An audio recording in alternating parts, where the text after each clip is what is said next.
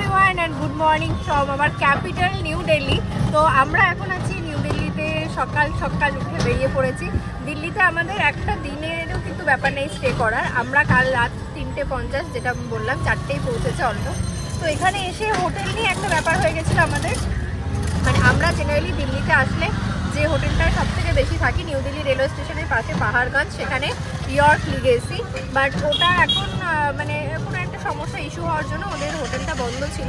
তো আমরা যখন বুক করেছিলাম ওরা সেটা কিছু বলেনি আমাদেরকে। তো তারপর আমরা পাশেই একটা হোটেল আবার নিয়ে আমাদের মোটামুটি অনেকটা টাইম কেটে গেছিলো। 6টার সময় একটু আমরা জাস্ট রেস্ট নেওয়ার জন্য ছিলাম, উঠে ফ্রেশ ট্রেশ হয়ে চাটা খেয়ে আমরা মোটামুটি 10:30-11টার মধ্যে বেরিয়ে পড়েছি। কারণ দিল্লিতে এসেছি একটু তো বেরোতেই হবে, সেই জন্য আমাদের যে হোটেলের লোকেশন পাহাড়গঞ্জ, সেখানে কিন্তু দিল্লির একটা বড় সড়ো মার্কেট আছে। তো কিছু শপিং করার থাকলে তো সেখান থেকে নিয়ে যাবো, তো সেটা আমরা পরে যাচ্ছি। তো আমরা এখন যাচ্ছি আগে নিউ দিল্লি কালীবাড়ি, যেটা আমরা দিল্লিতে থাকলে একদিন হলেও যাই। তো সেখানে আগে যাই, দর্শন করে তোমাদেরকেও করাবো। চলো। আর একটা জিনিস বলে দিই, সেটা হচ্ছে টোটো। দেখতে পাচ্ছি এটা কিন্তু আমাদের ওখানকার টোটোর মতো একদম, সেই টোটোয় আমরা উঠে যাচ্ছি। কলকাতায় কিন্তু এই টোটোটা শহরাঞ্চলের মধ্যে পাওয়া যাবে না, একদম হাওড়ার ওই সাইডে। তুমি যদি হাওড়া থেকে নেমে অবনী মল এইসব সাইড যাও তাহলে তুমি টোটোটা পাবে। আর আমাদের ওদিকে রুবির একদম ভেতরে ওই সাইডগুলো অজয়নগর এইসব জায়গায় টোটো মেন শহরে নেই। এখানে কিন্তু একদম নিউ দিল্লি রেলওয়ে স্টেশন থেকে তুমি টোটো পেয়ে যাবে, প্লাস সব জায়গায়।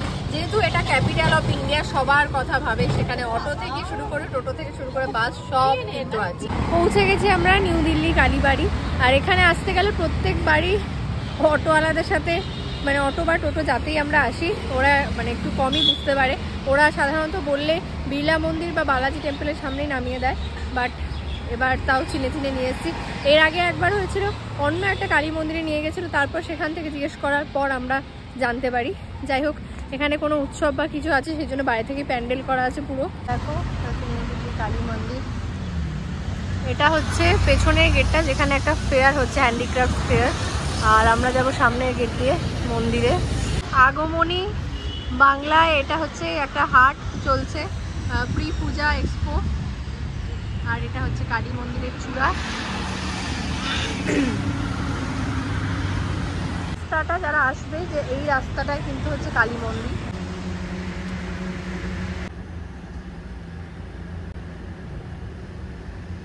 তো নিউ দিল্লি কালীবাড়ির সামনে চলছে একটা হ্যান্ডলুম ফেয়ার, সেটা একটু ঘুরলাম আমরা। আর এখানে মায়ের মূর্তি তৈরি হচ্ছে, যেটা দেখে ভীষণ ভালো লাগলো। আর আমাদের কাছে, মানে আমাদের বাঙালিদের কাছে এর থেকে বড় তো আর কিছু হয় না। খুবই ভালো লাগলো, আমি তোমাদের সাথে একটু শেয়ার করলাম। রীতিমতো তৈরি হচ্ছে এখন, ভীষণই ভালো লাগলো। আর মন্দির চত্বরটা এত বড়, এত শান্তি এখানে যে কি বলবো। আর আজকে এসছি এমন দিনে যে একদম ফাঁকা, খুব ভালোভাবে দর্শন করলাম মায়ের। কালীবাড়িতে দর্শন করা হয়ে গেল। এবার কালীবাড়ির সামনে এখানে বালাজি মন্দির আছে, ওদিকে আছে বিড়লা মন্দির, এগুলো আমরা আগে ঘুরেছি, সেই জন্য আর যাইনি। বাট কালী মন্দিরটায় আসলে যাই, কারণ ভীষণ ভালো লাগে।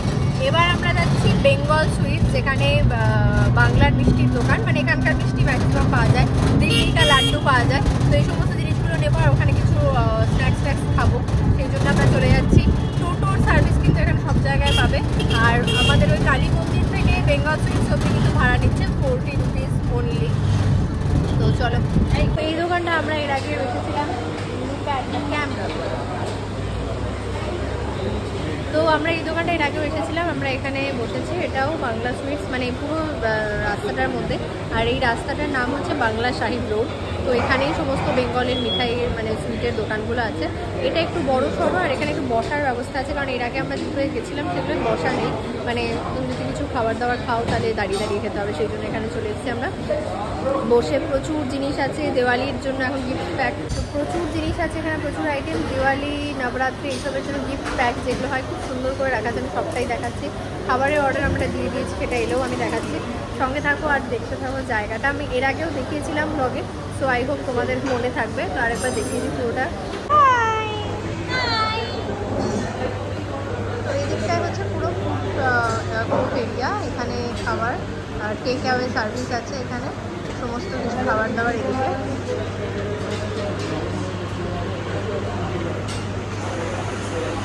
দেখে নাও। আর এই যে মিষ্টির সব জিনিসগুলো, গিফটগুলো আমি পরে কাছে গিয়ে দেখাচ্ছি, সব আছে খুব সুন্দর। এই যে প্যাকগুলো কি দারুণ করে রাখা আছে, ভীষণ সুন্দর লাগছে এগুলো। তুমি এখান থেকে নিয়েও যেতে পারো নর্মাল দিওয়ালিতে গিফট করার জন্য। এগুলোর প্রাইস দেখো আছে 175 করে। এটাও ভালো লাগছে, এটা একটা কাপের সাথে আছে, এগুলোও আছে 175। ছোটা ভীম কাপ, এটাও আছে কাপ, বেশ সুন্দর। এটা দেখো চকলেট আছে, এটা 175 আছে, বেশ সুন্দর সুন্দর লাগছে দেখতে। দিল্লির লাড্ডু নিতে, का लाडू এখানে দেখো লস্যি हमने ले लिया है। তো চলো, একদমই ডিফারেন্ট, কোনো স্ট্র দিয়ে খাওয়ার মতো নয়, দেখো একদম এত ঘন। তো ওরা লিটারালি চামচ দিয়েছে।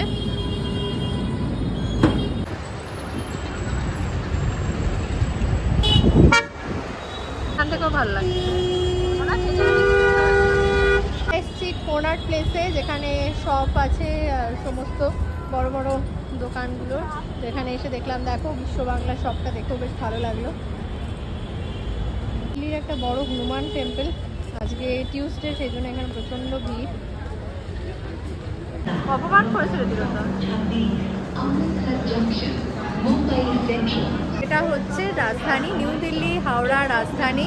16টা 50 বেজে যেটা নিউ দিল্লি থেকে ছেড়ে চলে যাচ্ছে হাওড়ায়। আমাদের কোচ নাম্বার B10, 16টা 50 থেকে 16টা 50-এ ছাড়বে। 15 নাম্বার 15 নম্বর প্ল্যাটফর্ম থেকে ছাড়ে। আমরা ট্রেনে উঠে গেছি, আমাদের লাগেজ সব রাখা হয়ে গেছে। এবার গিয়ে ট্রেনটা সব কিছু দেখাবো। আমাদের B10 সিট নাম্বার হচ্ছে 41, 44। সো চলো ট্রেনে ওঠা যাক, কারণ অলমোস্ট 4:30 বাজে আর 20 মিনিট আছে।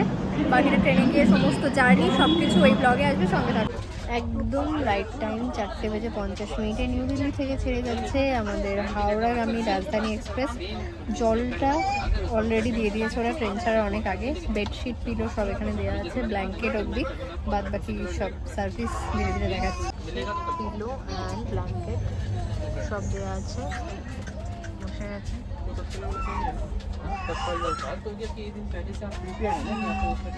আমাদের চা এসেছে, বাট আমরা এখানে কিন্তু রাজধানীতে খাবার আগে তুমি বুক করতে পারো, টিকিট বুক করার সময় নাও করতে পারো।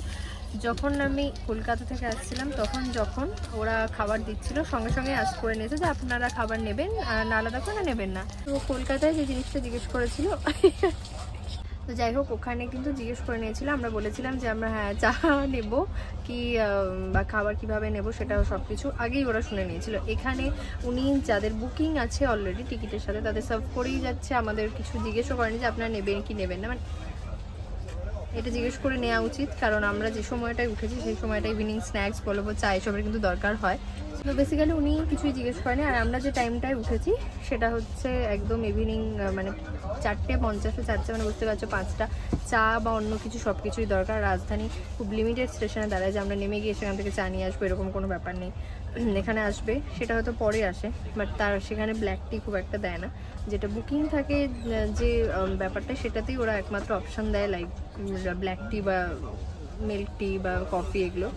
তো এই জিনিসটা প্রথম থেকেই দেখলাম, কিন্তু একটু মানে নিজেরাও যখন থাকবে তোমরা নিজেরাই চেয়ে নিও বা বলে নিও, এটা করতে হবে, নাহলে কিন্তু সমস্যা হবে। কারণ উনি দিয়ে ধরো এক রাউন্ড মোটামুটি 5টা থেকে 5:30, 6টা বেজে যাবে, তুমি তোমারটা পাবে না। তো সেই জিনিসটা নিজেদেরকে দেখে নিতে হবে। গুড মর্নিং এভরিওয়ান, আমরা অলমোস্ট আসানসোল পেরিয়ে চলে যাচ্ছি। তো ট্রেন রাইট টাইমেই আছে। সকাল সকাল অনেকবার চা নিয়ে ঘুরে গেছে, তখন আমরা ঘুমোচ্ছিলাম। সো ফাইনালি চা, গরম জল আর চা চলে এসেছে। আর রাতে আমি ডিনারের সময় কিছুই দেখাতে পারিনি, তার কারণ হচ্ছে ডিনার নিয়ে একটু মানে হচপচ হয়ে গেছিলো। আমি বলছিলাম জেন দিতে, দেন ওরা এনে ভেজ দিয়েছিল। দিদি ননভেজ চিকেন ছাড়া এগ দিতে বলেছিল, দেয়নি। একটা বয়েল আন্ডা এনে দিয়েছিল যদিও। তো সেই জন্য এমনি নর্মালি খাবার যেরকম থাকে, ভেজে ছিল একটা ডাল, রাইস, তার সাথে 4টে রুটি আর একটা পনিরের আইটেম, আর একটা ছিল ড্রাই ভেজ, যেটা ছোটো ছোটো গাজর আর মটরশুঁটি দিয়ে একটা মানে জাস্ট ভাজা মতো করা ছিল। তো সেটাও খারাপ ছিল না, ভালোই লেগেছে। খাবার টেস্ট মানে মোটামুটি ছিল, পনিরটা ঠিকঠাক লাগেনি, তো বাদ বাকি সব ঠিকঠাক ছিল। আর আমরা মোটামুটি রাইট টাইমেই সব কিছু পেয়ে যাচ্ছিলাম। খাবার আমাদের সার্ভ করেছিল ওই 8:30 নাগাদ, 8:15 নাগাদ খাবারটা দিয়ে দিয়েছিল। আর ব্রেকফাস্ট অনেকক্ষণ ধরে দেওয়া স্টার্ট করেছে, যে যেরকম উঠছে সেই অনুযায়ী তাকে দিচ্ছে, যেহেতু একটু পরেই আমরা পৌঁছে যাব। তো চাটা পেয়ে গেছি, টাইমে। আর কফিও চাইলে কফিও দেবে, যে যেরকম চাইছে, মিল্কওয়ালা, সুগারওয়ালা, কিটটা দেওয়া থাকছে। তো কিটের মধ্যে দুধও আছে, তুমি চাইলে দুধ দিয়েও করতে পারো। গরম জলটাও ওরা প্রোভাইড করছে। তো চলো বাকি ইনফরমেশান ধীরে ধীরে শেয়ার করছি। চলে এসছে ব্রেকফাস্ট। এখানে আছে একটা কি, এর আগেরবারও ছিল এটা, ম্যাঙ্গো জুস। এটা দিয়েছে কিন্তু ব্রেড, যেটা কাঁচা থাকে, আমি এটা দিচ্ছি না। এটা দিয়েছে উপমা, আমি একটু দেখিয়েছি। উপমা বেরোর সাথে বাটার আছে। কিরকমভাবে বৃষ্টি পড়ছে।